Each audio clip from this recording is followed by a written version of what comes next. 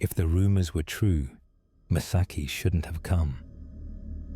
The bottle green dusk clung to every jagged edge of the town as he walked alone, past the rice paddies and the sagging roofs, toward the knuckle of hillside where Shirayama Middle School had rotted for 2 decades. Mosquitoes screeched in his ears, and distant thunder rattled the bamboo forest.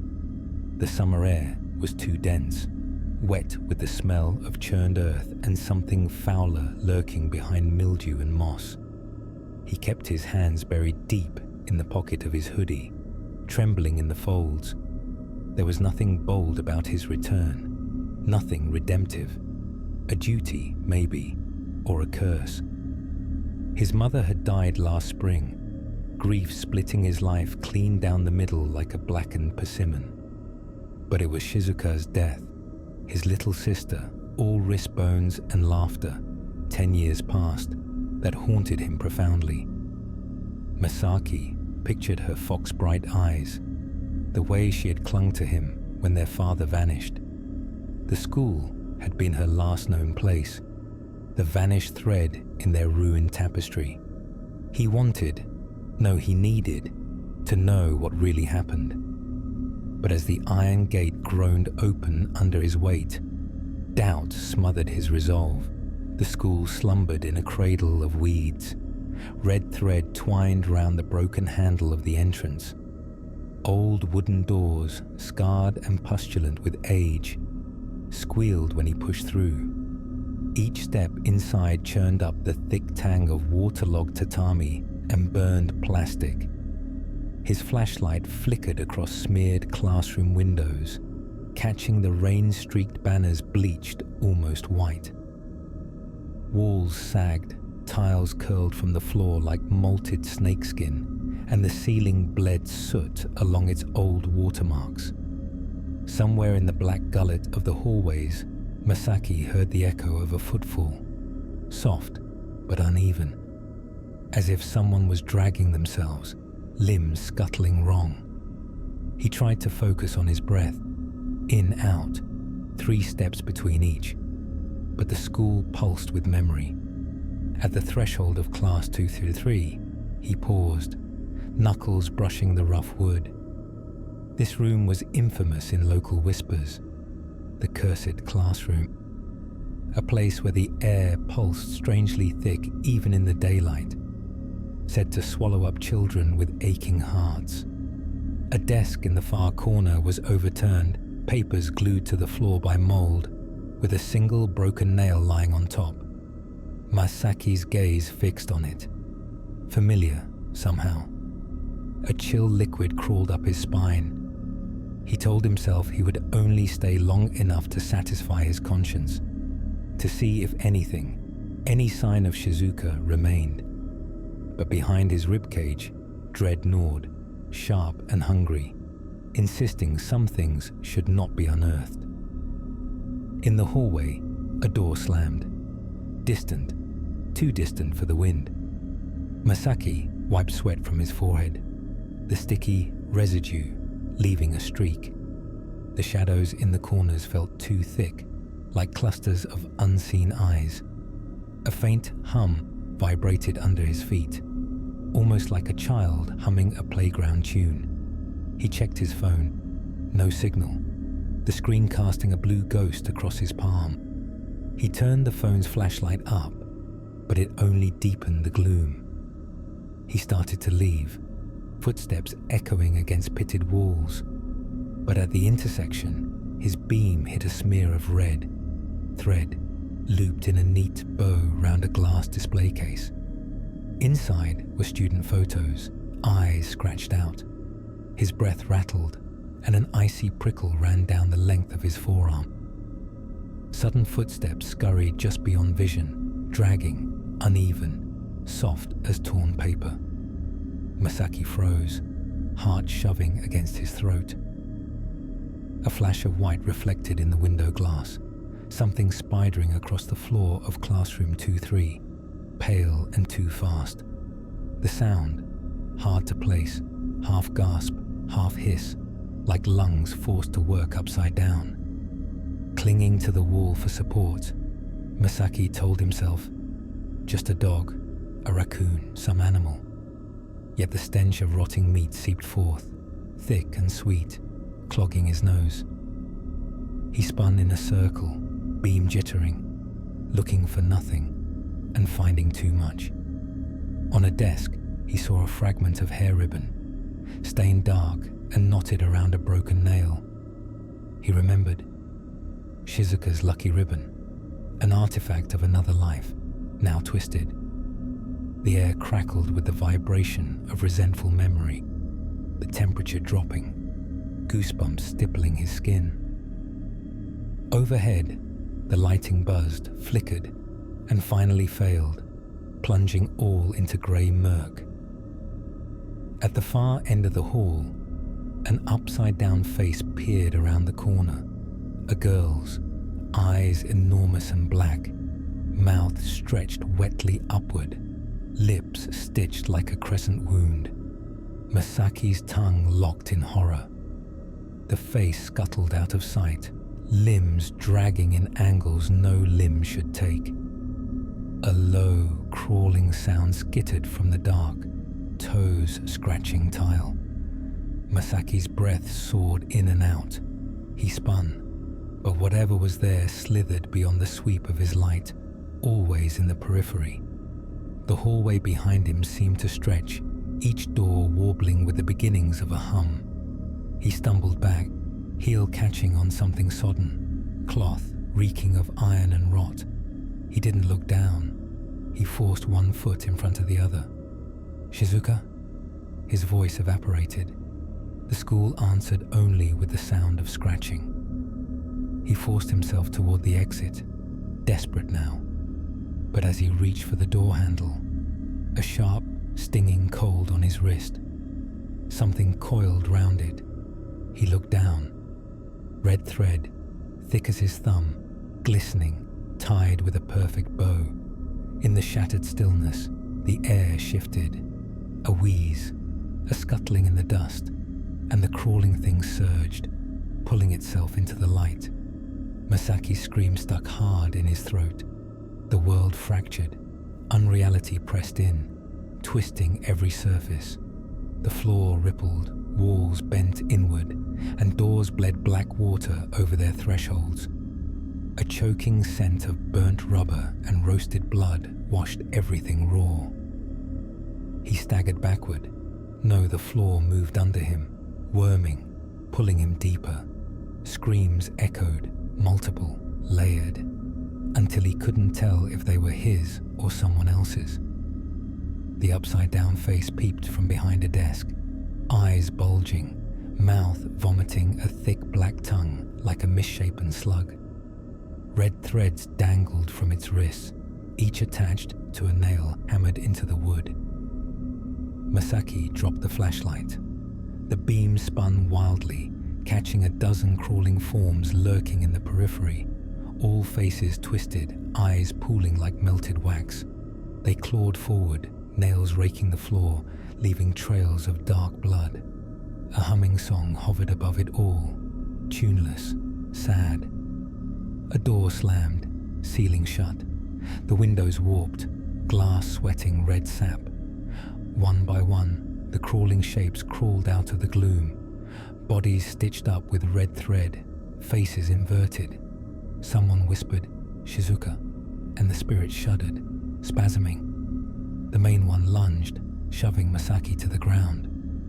Cold hands gripped his jaw, forcing his gaze contact. Skin slithered over bone. Hands sprouted from impossible joints, pinning him. The upside-down girl. Her cheek was seamed with ancient scarring, mouth gaping like a socket where grief leaked out. "Why did you leave me?" The voice burbled, garbled by the flipped mouth. "Why did you forget me?" He squeezed his eyes shut. I didn't. Blood dripped from the spirit's mouth, stippling his cheek like rain. The spirit's eyes rolled up, and the humming intensified. Red thread bloomed like blood vessels across Masaki's arms. The room smudged. For an instant, He saw a memory. Shizuka, long ago, hunched in a classroom alone, students laughing cruelly outside. Masaki, angry, embarrassed, walking away. The memory soured and spread. The spirit's face split open, red thread unraveling, swallowing the world in grief and hate. Masaki's arms jerked up, not by his will. A hand clamped his mouth. His fingers trembled as he made a sign of apology. The spirit crawled onto his chest, weightless and crushing. Her mouth brushed his ear, hot breath reeking, thick. "Hurt with me," it wept. He thrashed, but each spasm only cocooned him tighter in the cold, sticky thread as darkness squirmed through his veins. Behind eyelids, images churned. Shizuka's body, suspended by a noose of red thread from the classroom beam, face twisted and upside down. The school staff hiding it, rumors buried, his own avoidance crystallized as guilt. "Grief makes me live," the spirit intoned. "You made me." Masaki's body spasmed. He imagined the thread sewing grief into his marrow forever. When he screamed, no sound came. The world bent further, sound warbling, and he fell to the side, shoving over a chair.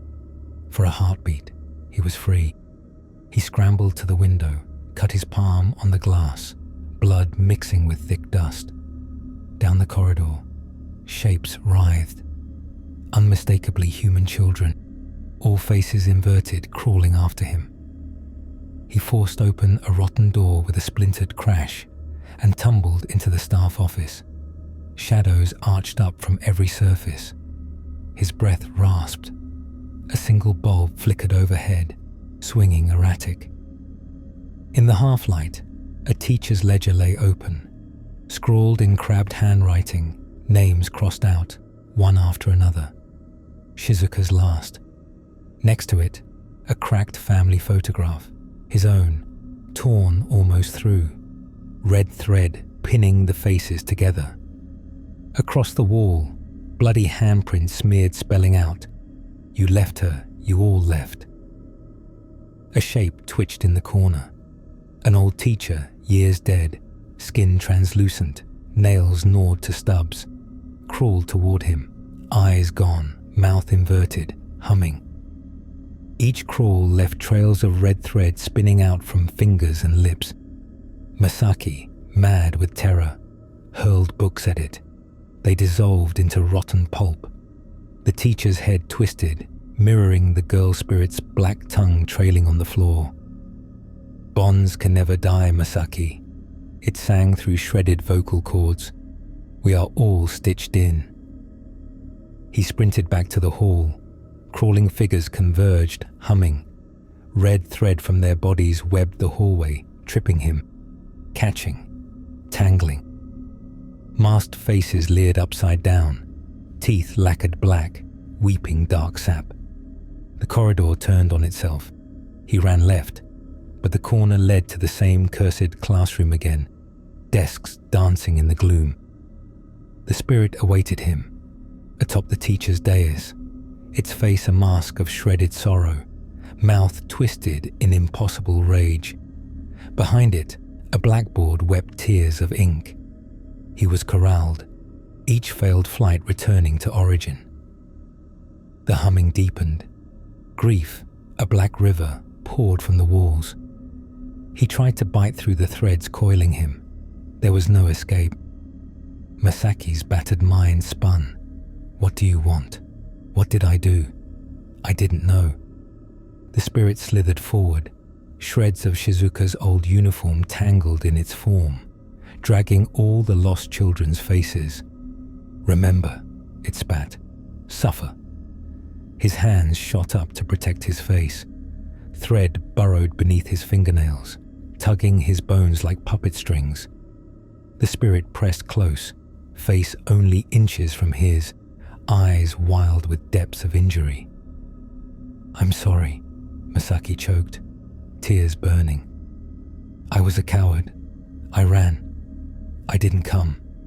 You needed me, I ran." A sudden shift. The spirit paused. Momentary confusion flickered. The web loosened. Masaki saw, past the grief, the child Shizuka once was, frightened, needing her brother. He remembered shoving her away after their father's disappearance.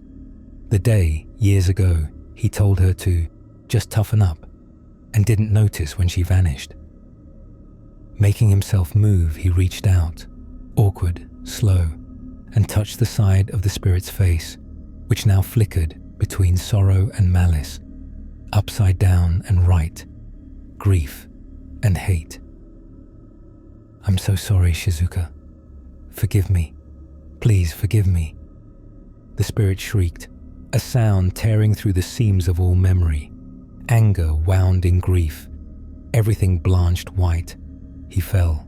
The world jolted. Masaki awoke in utter dark, lying on cool, sticky tile. His body hurt. Every bone throbbed. Somewhere, distantly, someone was crying. He stumbled upright.